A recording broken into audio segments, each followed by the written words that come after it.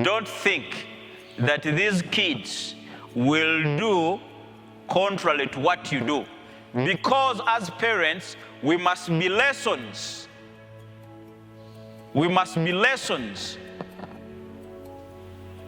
that children look to us to learn, so that we can mentor them. We can be their mentors in the realms, in the spiritual realms, in accordance to the accepted standards of our societies. So we must seek in this sound doctrine for the betterment of our children. You know, the Bible is talking about the rod. Spare the rod, you know, and then it will turn out to be a catastrophe to the child. But a child apply this rod we are talking about, it applied to the child as a benchmark for the honesty. You know, perhaps that child will recall how his father returned overpaid charges to the cashier. In other words, it is telling us that whatever we do, our kids will learn. Whatever we don't do, our kids will not learn. You know, in so many occasions, the way our kids behave, it is typically how we parents have behaved in their sight. And you know, on many occasions, we tend to be their models, but they are bad, you know, parents who act in a weird way that is not in accordance to how we want to tame our kids or our children. And you know, when you mold them in line with those deviant behaviors, they tend to cause discomfort to the society because of you. You haven't shown them a very good picture so that they can boil a leaf from it. They can reflect on it.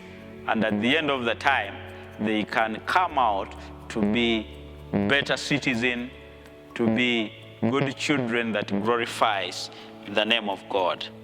So when we instruct our children, we are not simply presenting to them a list of roles to follow. That is so amazing. That when we instruct them, we are not presenting to them a list, you know, a list of rules to follow. Listen, what we must do. We are letting our action, you as a parent, you are letting your actions to speak. Not giving rules that, you know, you don't do this, don't do this, don't do this, don't do this and that and that. But now, you are letting your actions speak by training them in accordance to God's standards. That is so important for us as parents to note. It is so important. By living a righteous life, parents provide their children with the understanding of how God's rule govern in all their lives. Dear viewers, you need to demand of your children what you have taught them, what you have practiced, so that they can borrow a leaf, so that at the end of the day, they can reflect on the actions. They can reflect on how you have been behaving, so that they cannot condemn you, but they embrace them, you know, they cherish them, you know, they become proud of them. And at the end of the time, you present them to the society in a more profound way that glorifies the name of God. So, my dear viewers, we have seen that by living a righteous life, parents provide their children with an understanding of how God's rule governs in our lives. Then, as our children matures,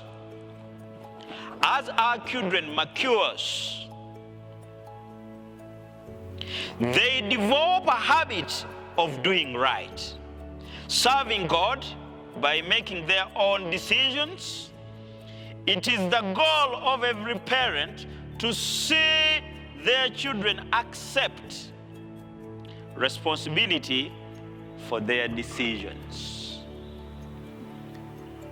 At a certain stage, these children must become independent. They must gain that power and the will to decide for themselves.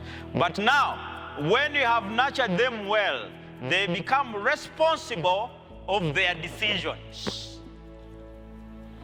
They become responsible of their decisions, and that is so important. If our children learn from their mistakes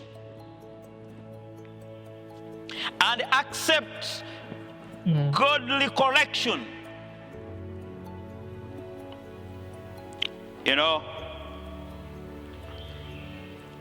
then we are on the right course. We shall be on the right course. One father tries to take a shortcut. One father tries to take a shortcut. He tries to take a shortcut in explaining responsibility by saying it is not what you do, but whether or not you get caught. That is so amazing.